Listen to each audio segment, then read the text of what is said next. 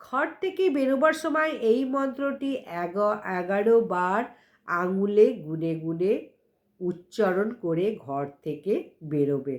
তাহলে কখনো অ্যাক্সিডেন্ট হবে না, কোনো দুর্ঘটনা হবে না।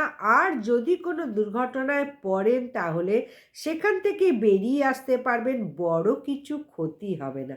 মন্ত্রটি হলো ওং কৃষ্ণায় বাসুদেবায় হরয়ে পরমাত্মানে প্রণত ক্লেশ নাশায় গোবিন্দায় নমো নমঃ।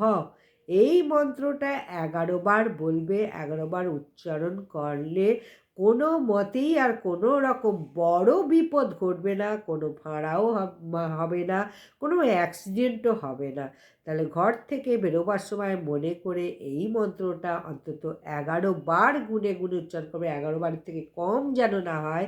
11 বারে বেশি হলে ক্ষতি নেই, কিন্তু 11 বার মিনিমাম করতেই হবে।